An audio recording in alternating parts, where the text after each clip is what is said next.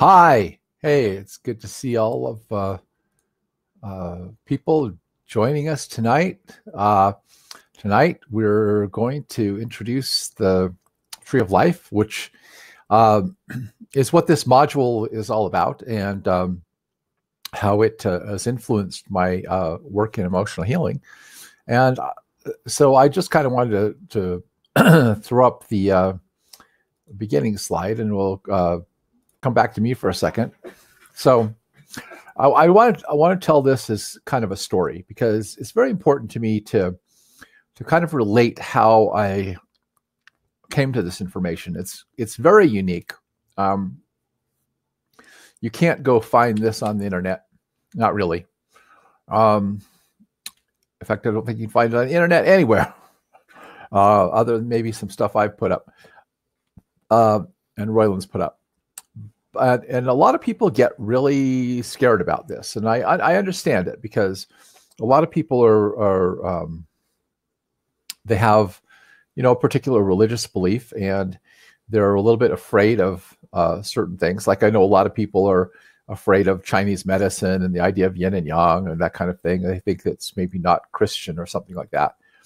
I've never been afraid of this stuff. I believe truth cuts its own way. I believe that, God can guide me to discern truth from error. I think that there's a lot of truth even in things where there's also falsehood, and you can learn to pick out the good part of something and leave behind the part that's not. So I just want to start off by saying, if anything I say doesn't resonate with you, you don't have to accept it. I'm not hung up on the idea that I know everything and that I'm absolutely right. I'm just sharing the information about how this has helped me and what I've learned from that. So going back, the picture on the left is Lauren Carl Robinson and myself. And we worked for Dr. C. Samuel West at the International Academy of Lymphology back in 1982, 83. And while we were there, we started playing with the Western four-element model. And we just started putting all kinds of different things on the four elements. And like, we put the four tastes: sweet, salty, sour, and bitter. We put the four seasons of the year, the times of the day. We put concepts from music, concepts from physics, concepts from all kinds of things. And we found this consistent pattern in the four elements. And we found it everywhere. We found that we could apply it to just numerous things, both artistic, spiritual, scientific, and it was very, very fascinating. So Carl told a guy at BYU named Gary Gillum. I've never met him, but I've read a book he compiled about what we were doing. And he says, well, you need to meet my friend Roylon Mortenson. So Roylon and his wife Esther are pictured on the right-hand side of the screen. Of course, if I hide my webcam, you can see their picture just a little bit better. That's a picture I pulled off the internet of them. And we met in a park in Mapleton, Utah. And so it was like one of these picnic tables. I remember we were sitting around at one of these picnic tables. And that's when Roylon pulled out this, and he said that this is the pattern on which God created the universe. Well, that's a rather bold statement to make. And the only reason why I gave it any credence is because I'd started to believe there was a pattern in creation, just because of what we were doing with playing with the four elements. And this intrigued me. So I went, and over the next 6 months, I took numerous occasions to go over and spend 2 or 3 hours at a time talking with Roylon, learning his story, learning about what he was doing, learning about this model, the Tree of Life. And at first, I really, really had a hard time understanding what he was saying. In fact, even now, where he's at now, I have a hard time following where he's at now. every time he keeps jumping so far ahead of me and understanding that I have to think a lot to even comprehend where his brain is at. That's the level of genius that I consider this person to be, Roylon. So after 6 months of going over there, he said, "Have I ever showed you the 10 Commandments on the Tree of Life?" And he explained the 10 Commandments on the Tree of Life, and then he explained to me the ages of the world, and he explained one other thing, and I don't remember what it was. And I looked at this and I went, "Wow, I get it. This is really amazing." And Roylon had made all kinds of models of trees. So just to help you understand this a little bit better, as I was learning from Roylon, because I spent a lot of time with him over the next few years, I understood the Western 4 elements. I started understanding Chinese medicine, so I became familiar with yin and yang and the Chinese 5 elements. And then I also got interested in the Ayurvedic system. So the Ayurvedic has a system of 5 elements too, only it's air, water, fire, and earth plus the ether. The idea of the body, mind, spirit, the 7 chakras, all of these different traditional systems of medicine all relied on energetic models, whether it be the yin and yang or the Western 4 elements or the body, mind, spirit, the idea of the chakras, all these different things.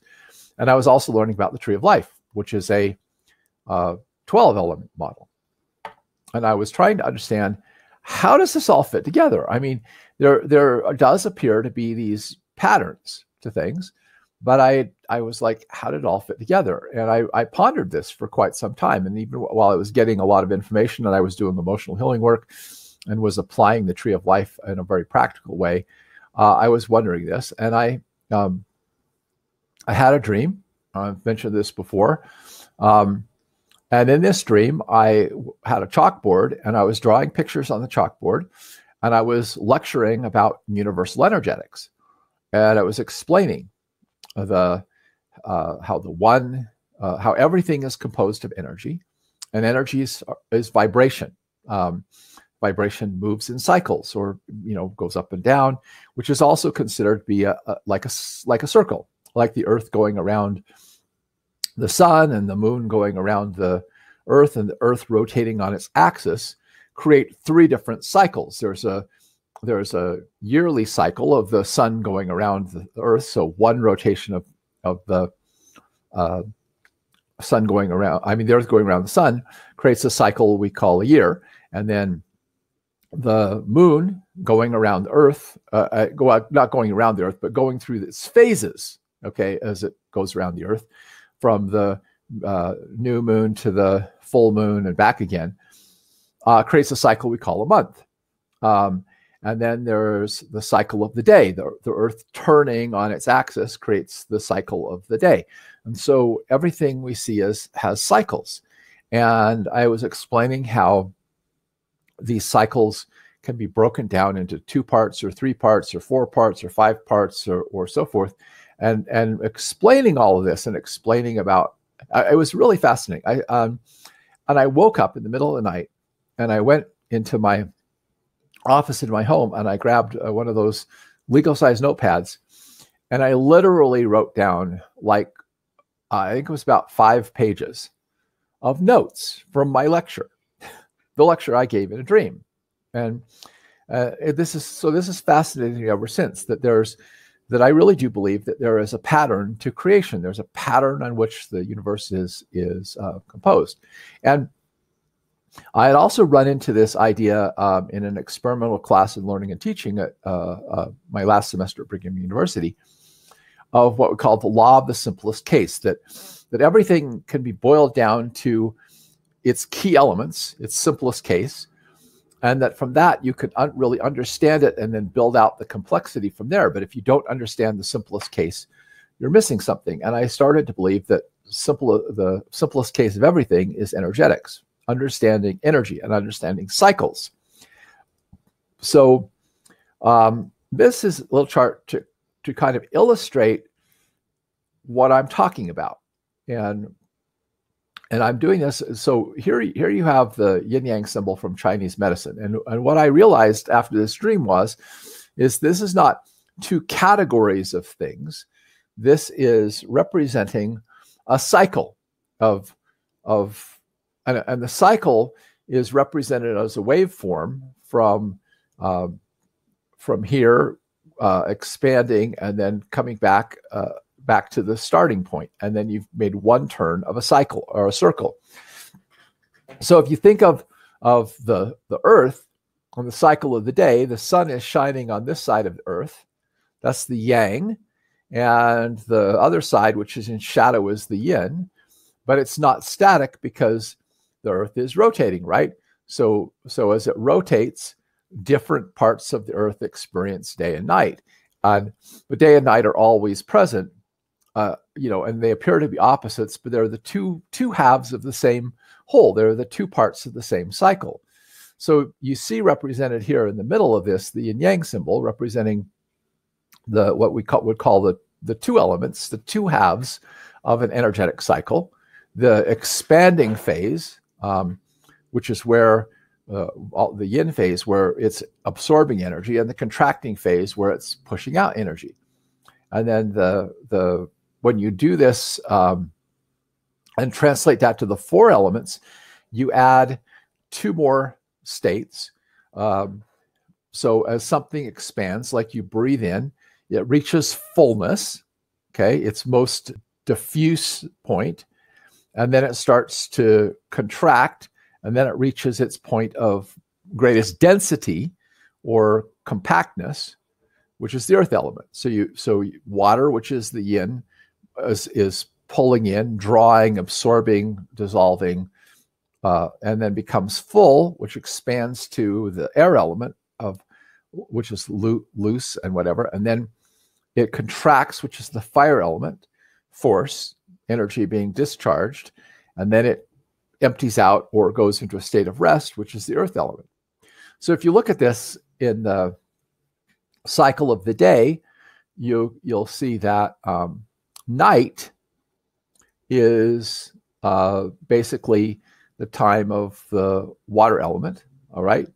And then sunrise, okay, when the night switches to day, is the air element, and then the fire element is basically, in the middle of the day, and then at sunset is the time of the earth element. And then this chart actually depicts that there's 8 parts to this cycle. In other words, we're dividing it again, and we're adding the pre-dawn, which is right before the sunrise, when it's starting to get light, but it hasn't actually, the sun actually hasn't come up yet. And then you have the early morning after the sun has arisen, as the sun is climbing in the sky. Then you have the midday, and then as the sun starts to go down, you have that part of the day. And then, of course, the setting sun. And then after the sunset, there's a little point of twilight when there's still, there's still a little bit of light. It's gradually getting darker. The sun is down, and then it goes into night. So you can see you can divide this cycle into different parts. And that's what elemental models are doing. They're dividing the cycle of nature into different parts. You see the same thing in the cycles of the moon. You see the same thing in the cycles of the year. So winter is the time of the yin or water element. Everything is held down within. Then you get late winter, the earth starts to awake. We might compare that in the cycle of life to the baby in the womb, and then the baby being born, coming in, and then the baby being born comes into childhood, the early childhood, infancy, which is the spring of life, and then you get into the later youth, and you're into the teenage years, which is the late spring, and then you get into the fullness of summer, when everything is really active and going and so forth, and then the earth begins to fade in late summer, which in life, that's the time of the transition of menopause and andropause, when you're moving from being the the fertile adult into becoming a senior or an elder, which is the sunset of life. And then as you move into death, as you age and your body starts to deteriorate and you move towards death, is the late winter. And then when you are no longer alive, that would be the other part. So there's a cycle to life, there's a cycle to the year, there's a cycle. Everything has a cycle. Cycles, you find cycles everywhere. And those cycles basically are what create these things we call elements. Well, ultimately, this thing we call the tree of life is basically breaking the cycles down into 12, not 2, not 4, not 5, not 8, but 12. 12 different parts of the cycle. And that's what I came to understand from my dream. All of these are describing the cycles of energy. And since everything is composed of energy, everything has this pattern within it. I'm going to pull the slide presentation back up. And by the way, this particular wheel, which I have right here, if any of you have purchased the aromatherapy charts, this is the wheel that I used on the aromatherapy charts. And I was basically showing where that energetic model comes from, because I have made numerous applications. I put out numerous ideas. They're all based on energetics and all based on things that I've gotten from contemplating this whole system of energetics and calling the tree of life. Now, why is this valuable? And why do we need this in modern society? This seems very esoteric, but if you understand the difference between science and which is reductionistic, and energetics, which is holistic, you'll see that what we do in science is we take the world apart. We measure the parts. We look at the parts, trying to understand the whole. We dissect everything. We analyze everything. We see how things are different from one another. And this is all a very head-based understanding of things. In energetics, we're seeing how everything relates to everything else, how everything connects into a greater whole, and how every cycle in nature is part of a bigger cycle in nature, and therefore how everything is put together. So we're looking at the whole in order to understand where the part fits in the whole. And that facilitates imagination and also facilitates a unification of knowledge, that science isn't over here and religion is over here, that art is here and technology is there, that everything has the same basic underlying pattern. And so there's a unity to everything. We've taken these models and Roylon, I mean, particularly, but I've even dabbled in it myself. And you can apply these concepts to scientific principles, things like mathematics. There's a whole mathematical understanding in this. There's a whole geometrical understanding in this. The periodic table of elements fits on the tree of life. Because the periodic table of elements is a cycle. It's a circle. It goes around in a circle. That's why it's called the periodic table of elements. And certain slices of that table have certain chemical properties. And so basically it's just like that wheel I showed you. You have one cycle. It's just cycling around like the piano keyboard, do, re, mi, fa, sol, la, ti, do. And at the higher do, you've made a cycle. You've come back to the beginning. You started at do, you end at do. And it goes around in a circle or a cycle. And so there's math here, there's science here, but you can also take all kinds of things from scripture and from spiritual teachings, and they inevitably fit this pattern as well. And so you start to see there is no real divide between science and religion. There is no real divide between spirituality and the physical world. Everything interconnects, and that's a very heart-based thing, not a head-based thing, because we're seeing how the universe is put together, how there's oneness in the universe. Now, this is very important. If you go try to look up something about the Kabbalism or the Tree of Life on the internet, or get any books, what you'll see is is that flat picture on the left side, which is the Kabbalah, which comes from Jewish mysticism. And that's the picture of what you'll see. Now, that is not what I'm showing you here. This is different. This is Roylon Mortenson. And how this came about was Roylon was studying Hebrew. In other words, he was very interested in the Hebrew culture, the Hebrew religion. Obviously, that culture is the culture where the Bible came from. And so he was very interested in Jewish traditions and Jewish philosophy and so forth. So, and learning the Hebrew language. So he was thumbing through the bookstore and he saw a picture of this tree of life, and he didn't have enough money to buy the book. So he made a little notation about what he saw in the book, and he went home, and for several weeks he played with this and found that it had incredible conceptual and mathematical symmetry. He was just amazed at the pattern that was there. And so he went back when he had enough money to go buy the book. And when he got the book, he found out that he had copied it down wrong. That what he had put is on the right, and what was in the book was what's on the left. And he compared the two and found that the model everybody's teaching, which is really esoteric, is not conceptually, does not have conceptual or mathematical symmetry. Also, it appears to be depicting something flat and very strangely skewed, where the model he is very geometrical and has a whole lot of things. So he basically later found that he had rediscovered the original depiction of the tree of life. And so I think this is an amazing discovery. Roylon has never really, he published a little book called Tradition of Trees.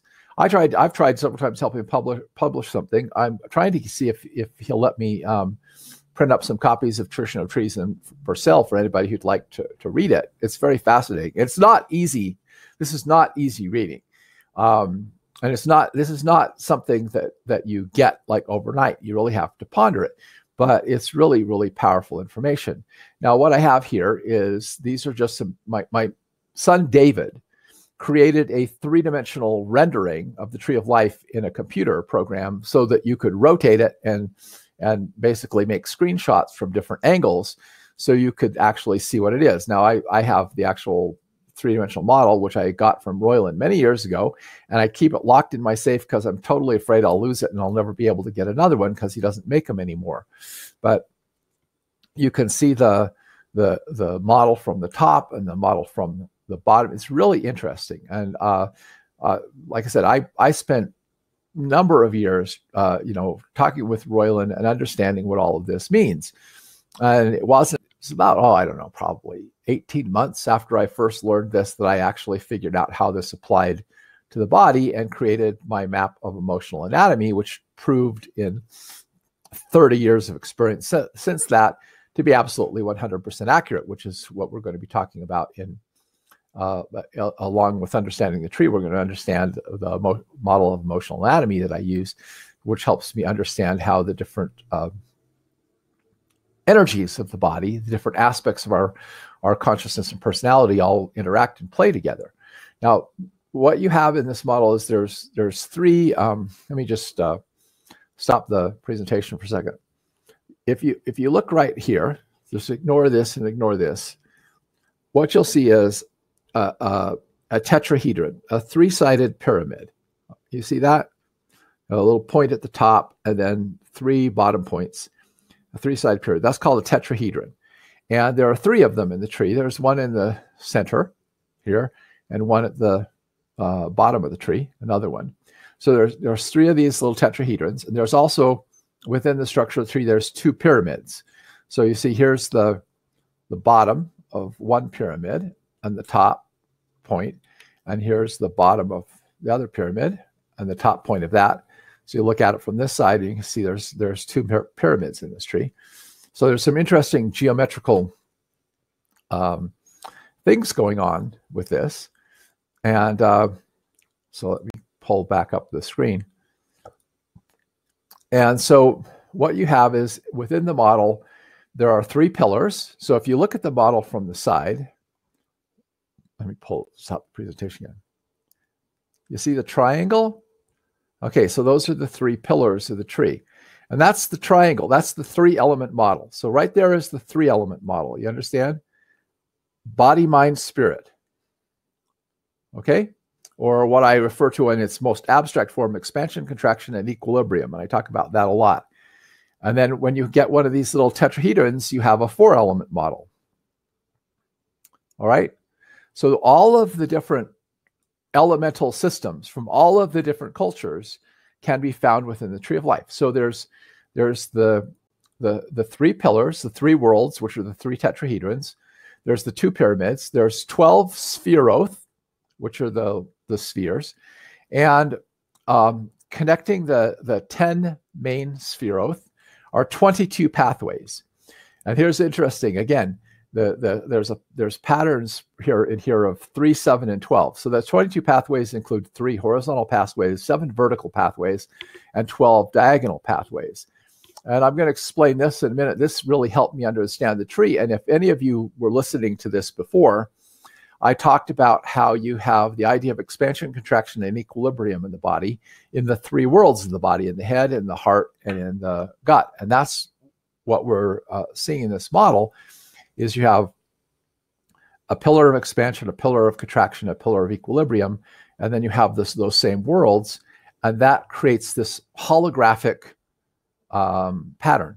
Now, the 22 pathways correspond to the 22 letters of the Hebrew alphabet. In fact, they correspond to the 22 letters of all ancient alphabets and represent pathways of transformation, and that's an interesting thing. So this is actually a picture of the tree of life drawn 2 ways.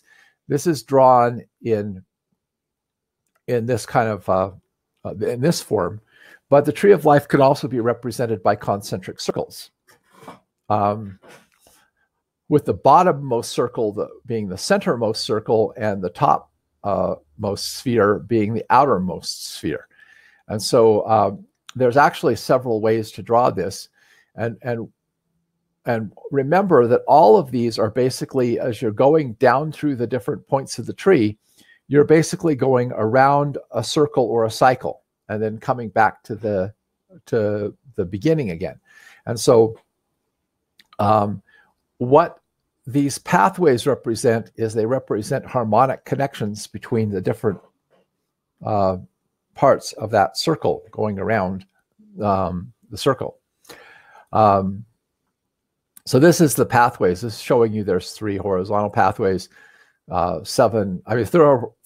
horizontal pathways, 7 vertical pathways, and then the 12 diagonal pathways, making a total of 22. So I'm going to just quickly, before I got into this, I'm going to look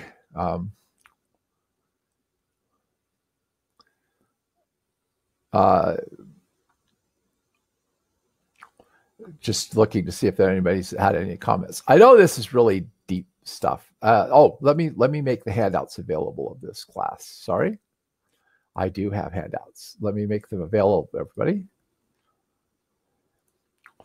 So I just basically stopped. I did a sharing for the file, so you can download these if you want and follow along.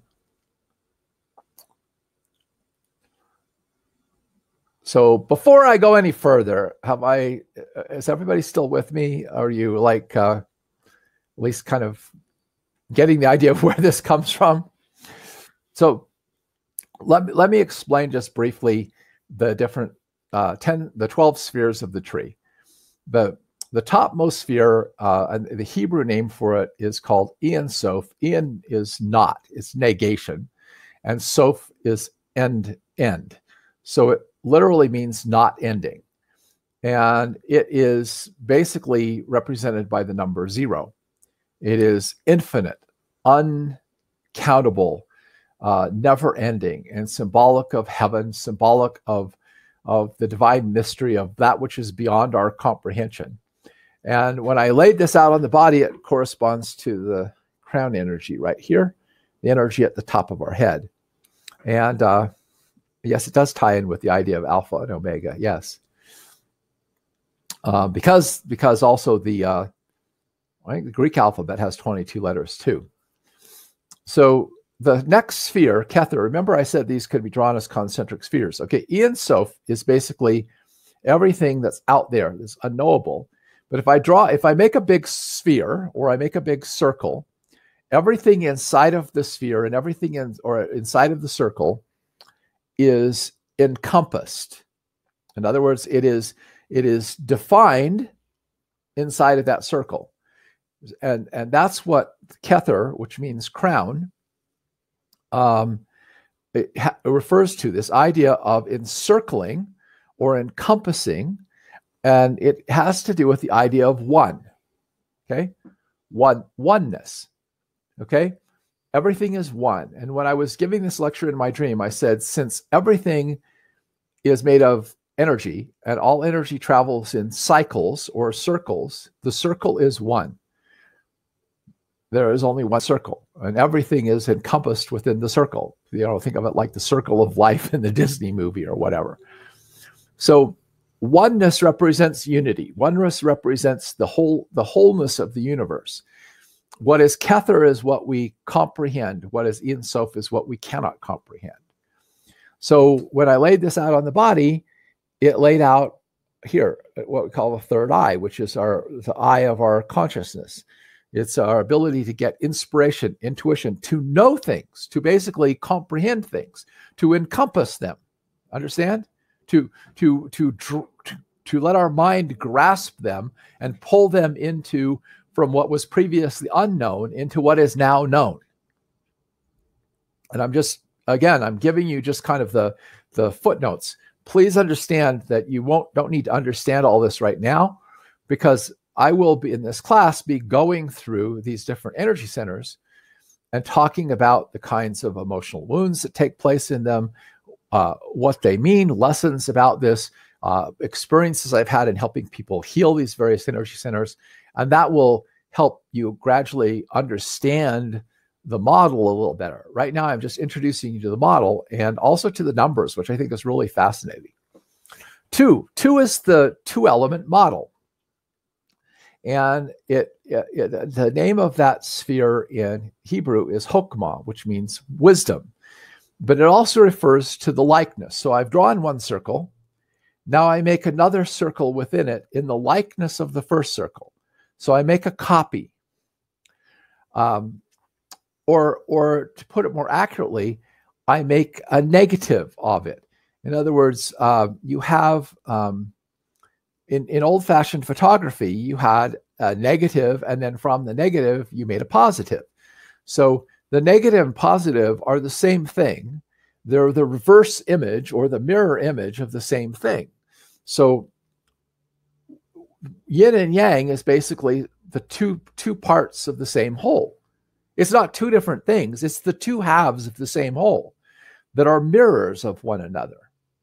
And so the idea of Chokmah, which corresponds to our right brain energy, is the ability to see the likeness in things, to comprehend how one thing is like another, and how there is a similarity within everything. It's the realm of dream and imagination and the ability to see connections and wholeness. And that laid out really well with the idea of what our right brain energy does.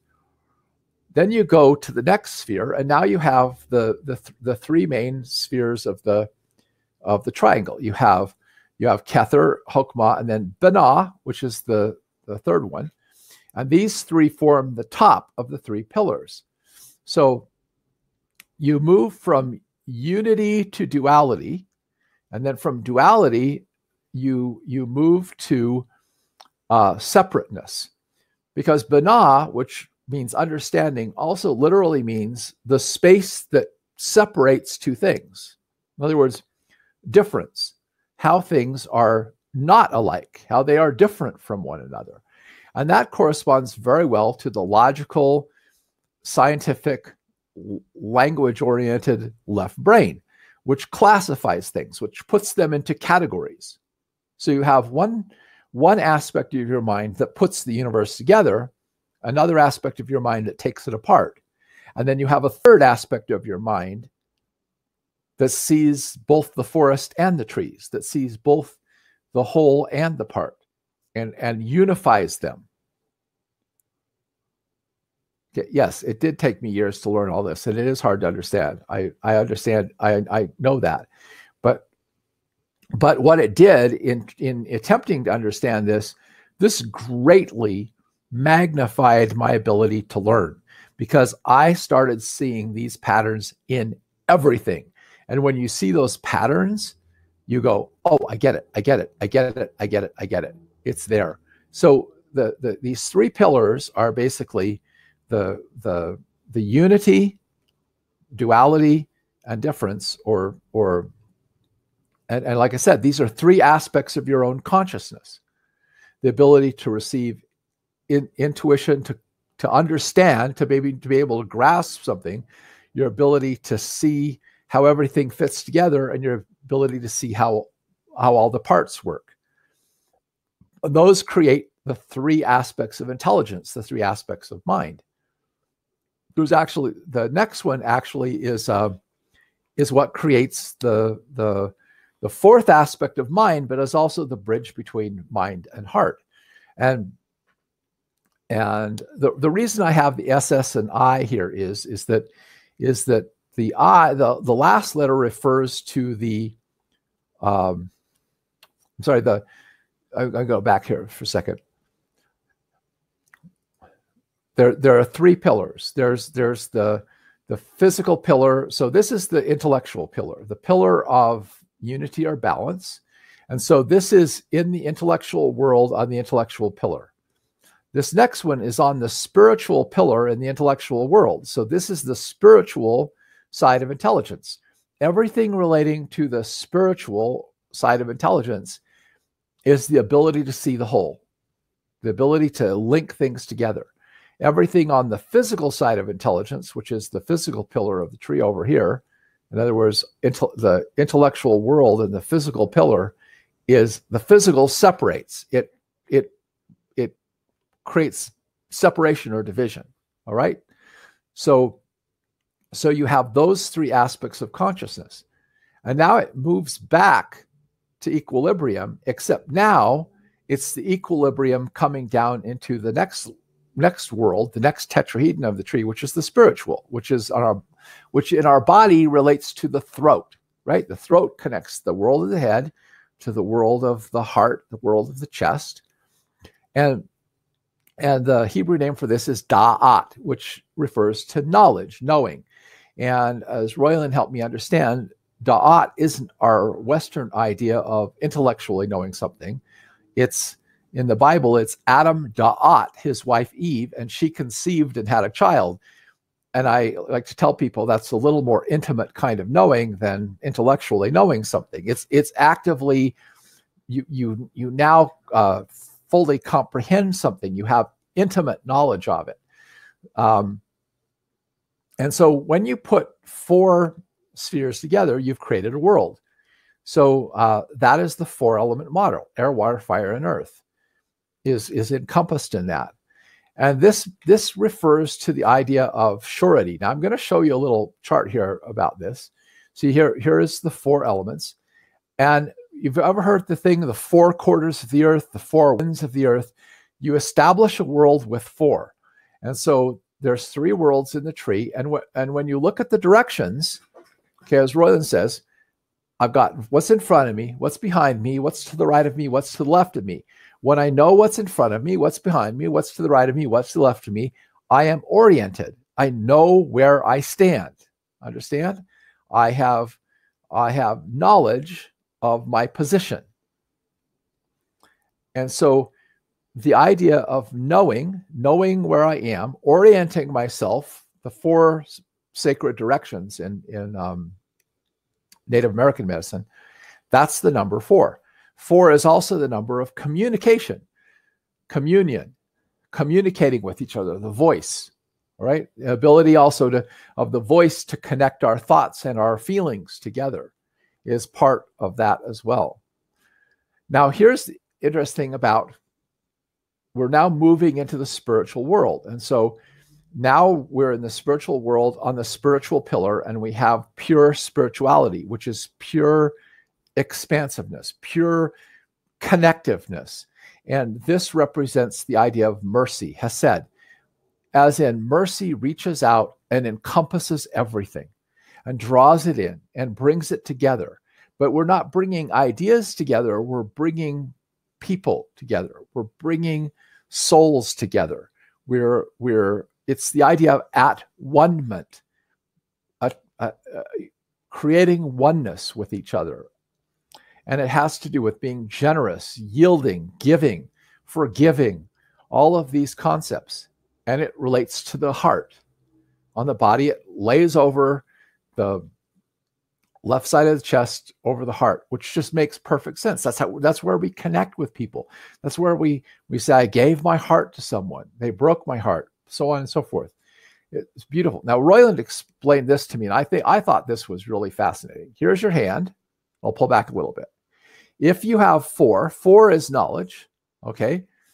How much can you do with your fingers if you only have your 4 fingers? When you add the 5th element, the thumb is the helper for the other fingers. The thumb is the mercy principle that makes knowledge useful. I thought that was really interesting because there's a scripture in the Bible that says, mercy surpasseth knowledge. So knowledge is 4. You go beyond 4 to 5, and you get mercy, because mercy makes knowledge useful. Love makes knowledge useful. Without love, knowledge is not useful. It's just an interesting idea. This is the kind of ideas that have been given to me from studying this and learning this. It's just really, really amazing, okay? And like I said, I could spend a lot more time on it than I've got for tonight. I'm just trying to overview it. I'm just trying to give you an overview of how amazing this is. And I'm going to not expect you to grasp it. I had to ponder it. I had to think about it. I had to go back and look at this and ponder it. And as I would ponder it, these understandings, this flood of understanding would come to me like, wow, wow, wow, wow, wow. Just insight after insight after insight came to me about the whole way the universe works, and especially about people and so forth. And I could show you, and I will in the matter of this course, show you numerous applications of this to many, many things. Now, we cross back to the physical pillar. So we've got the pure spirit, the pure heart, and then we run over to the other side of the heart world, and we have a sphere called Gevurah, or power, or din, meaning judgment. This is the physical side of this world. And this is, when I laid this out, and I thought, this is the thymus energy. This is ego. This is self. This is the sense of self. This is what separates me from other people. My heart unites me to other people, but judgment separates me from other people. When I have mercy, I connect to other people. When I have judgment, I separate from other people. Does that make sense? When the central pillar is the pillar of justice. So when I commune with people, I can commune and create kind of an equality, a fairness. But mercy is expansive. It opens up. It lets go of wrongs. Okay, it keeps, you can, everything it says about charity in the Corinthians 13 is really what the sphere of 5, the heart sphere, is. The other side is everything that we think of as the ego aspect of ourselves, the natural man. And this is the part where we are controlling and so forth, but it's also where we experience self-esteem. You have a weak judgment center. You don't like yourself. You have a hard time standing up for yourself. Now, Tiferet, which means beauty, is the only sphere on the tree that has all 3 qualities to it. It is the balanced sphere on the tree. And it's represented by the number 7. Now, the reason it's got that, it's on the intellectual pillar, and it's the bridge between the emotional or spiritual world and the world of the heart and the physical world. So it corresponds in the body to the solar plexus, which is the center of gravity in the human body. All right. And it represents a state of rest and connectivity. Now, if you look at this sphere, the top of both pyramids does this. You see that this point connects to 6 other points. So in judgment, I'm going to go back to this. In judgment, you have structure. So you have the 6 points of the snowflake. You have the 6-sided carbon hexos. You have the 6-sided honeycomb. It's very rigid. It's very strong. It's very structured. But when you move to 7, the 7th point unites the other 6. It brings them together into harmony and balance. And that's what the solar plexus energy does. It enables us to center ourselves, to pull our thought, feeling, and physical being into harmony. And it's also where we breathe from our diaphragm, which is, I think, really interesting. Now, the 7 directions, now I'm showing here the pyramid, one of the pyramids right here, and showing you the ability of the pyramid. But the 7 directions takes the 4 directions, front, back, right, left, and you add up, down, and center. Me in the middle. All right? And so I've made a lot of applications of the 7-element model. And my emotional healing model that I covered in module 2 is based on the 7 elements. The biological terrain model is based on the 6 directions plus the 7th, which is balance. And so I've made numerous applications of all these models, and I've been teaching this stuff for years, and people go, wow, wow, wow. Well, what I'm telling you is this is where it comes from. It comes from having pondered all this stuff and seeing how it applies to different things. Okay. So now this is an interesting one. So now we are, I'm going to hide my picture for a second so you can see this.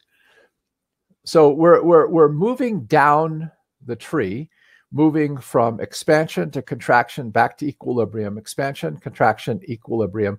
And now we're moving into the spiritual aspect of the physical world. Now, as Roylon helped me understand, everything that is physical is bounded by space and time. It has a beginning. It has an end. It has a place where it starts and a place where it stops. It is not infinite. It's anything but infinite. So how do you bring the infiniteness of the spiritual into the physical world? And it's done through the process of renewal, of rebirth, of basically healing, basically restoring the physical. Again, and the 8 happens to be the number of the octave. The 7 is do, re, mi, fa, sol, la, ti. And do, the 8th note, begins again. It starts over. It renews itself. That's just fascinating to me. And notice that the infinity sign, which represents continuity and ongoing, basically is a number 8 flipped on its side, which I think is also very fascinating. Now, Had, which is number 9, is the pure physical. So number 1 was the pure intellectual. Number 5 was the pure spiritual. Number 9 is the pure physical. And that means that this is everything that completely separates everything from everything else. And it means substance. It's the substance of things.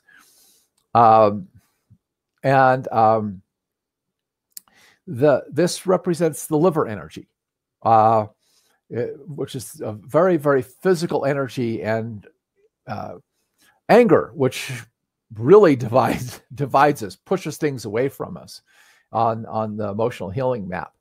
But as Roylon explained it, it's the tic-tac-toe grid. When you make a tic-tac-toe grid, you say, well, this one belongs to me, that one belongs to you, this one belongs to me, that one belongs to you. Everything is separated, put into categories, completely defined and separated, which is what the physical world is all about, dividing and separating. So if you're physically minded, you're going to see yourself as separate, isolated, disconnected, apart from everything. If you're spiritually minded, you'll see the unity of things. You'll see how things are like one another. You'll have mercy. You'll have compassion. You'll have this ability to go into seeing the connectivity between everything else, not just the physical. Yesod, which is foundation, which is number 10. I'm just going to hide my picture again so you see this, is the intellectual idea in the physical world, and it represents completion. So if you think of the 10 fingers and 10 toes,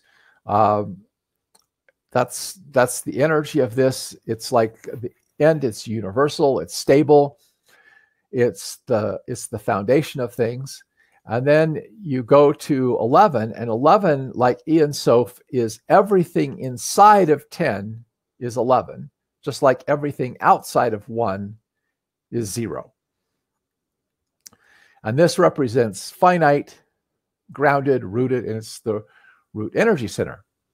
Now, so that is the basic overview of, like, when I saw how this laid out on this model laid out on the human body, and I saw, okay, it was just really clear to me.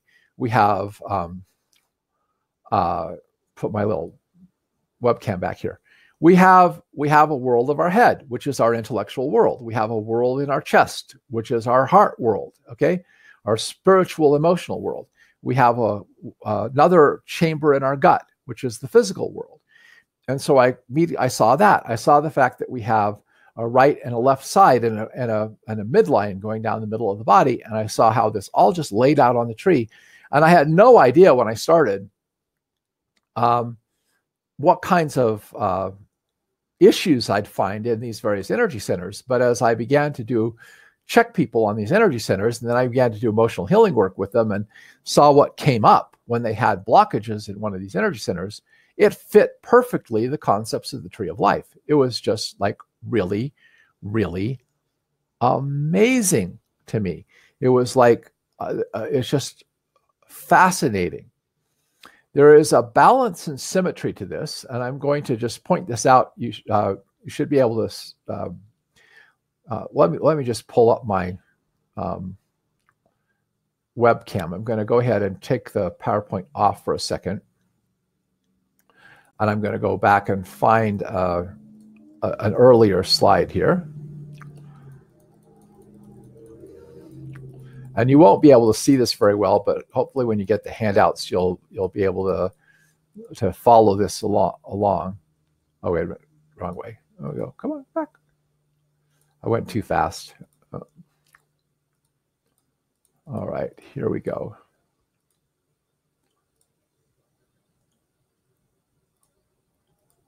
I'm going to pull up this slide. No.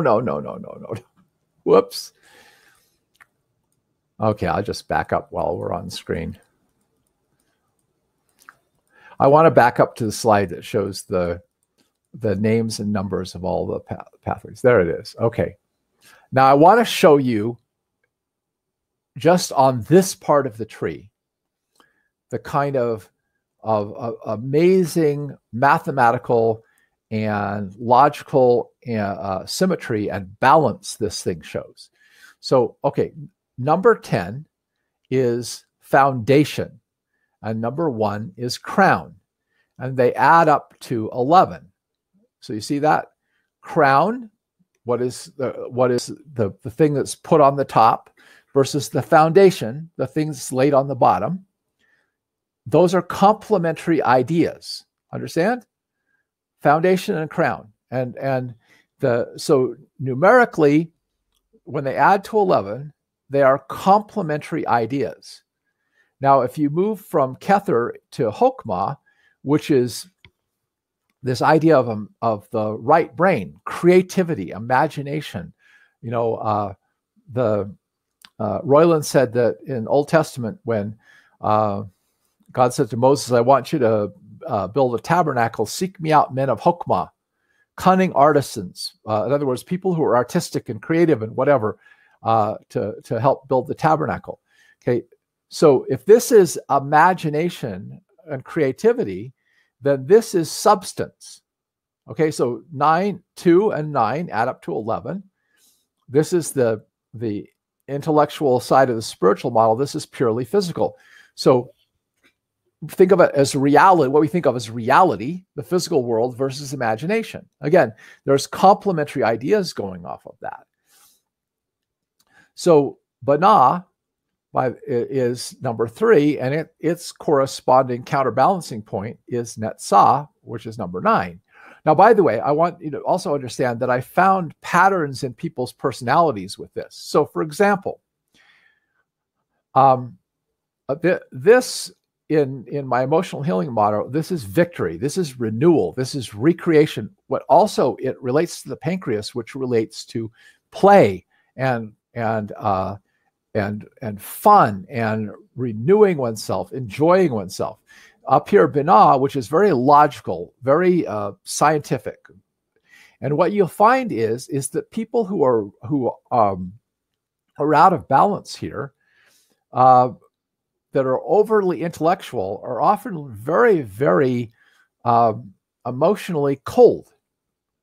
They often kind of deny the presence of the spiritual in the physical world. You'll also find that people who are very imaginative are often very impractical, or people who are very practical often lacking in imagination. In other words, if a person is overly strong in one of these areas, they tend to be weak in the opposite energy. Also, you have this one, Da'at versus Tiferet. This is to know, this is to relate. In other words, there's a difference between knowing something and forming a connection with it. And so 4 and 7 are also opposing elements. The big one here, the one that's really interesting, is 6 and 5, judgment and mercy. I've seen many, many times when a person lacks energy at the judgment center, the thymus, they're overly gushy, mushy, and sentimental, and have a hard time establishing good boundaries for themselves. And they're often kind of like very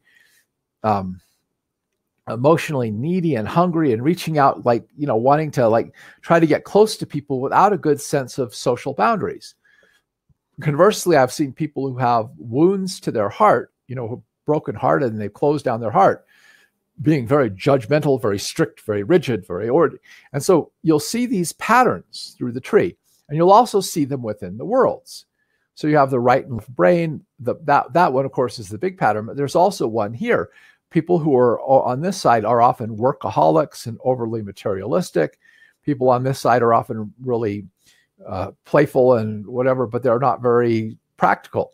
And so you'll see places where they're shut off on one side. I've seen people who the entire one pillar on the physical side is shut off, so they're out of balance on this side.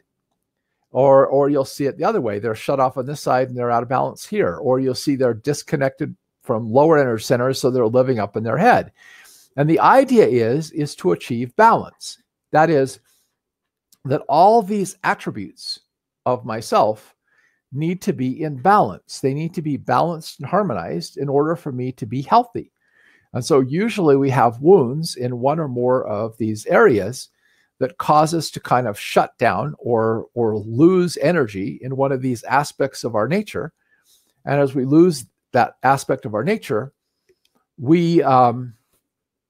it causes another aspect of our nature to over-exaggerate and puts it out of balance, because everything needs to be balanced in order for us to be healthy and harmonious. So there's the other aspect of this, just that within each of these spheres, and this was a principle Carl and I figured about the 4-element model. We call it nesting and stacking. Every sphere contains a complete tree. And so when this little chart says that it starts from aloof to encompassing, what that means is that there's another tree, a subtree of this sphere, that starts at the top being aloof to the bottom being all encompassing. And then, here from fractured to coherent and from folly to wisdom.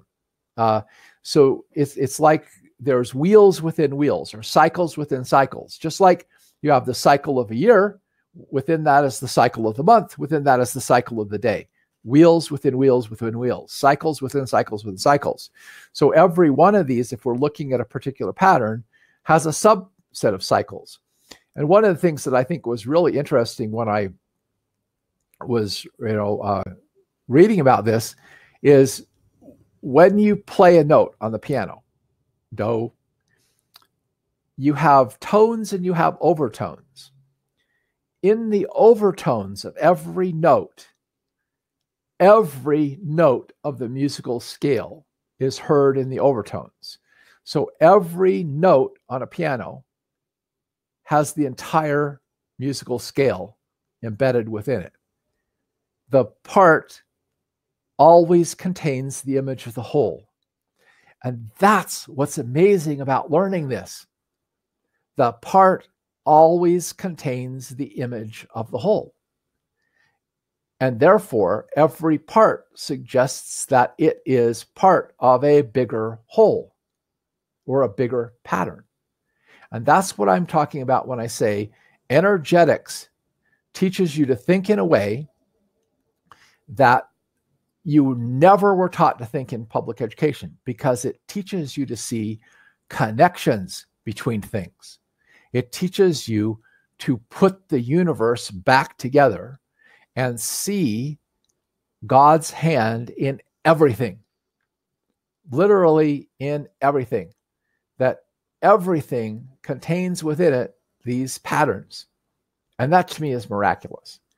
So as we go through the rest of this module, what we will be doing is, starting at the bottom, we'll be talking about those energy centers, and I'll talk about what comes up in those energy centers, and I'll tie together all the tools from all the previous modules in how you help people to heal from wounds in those different energy centers.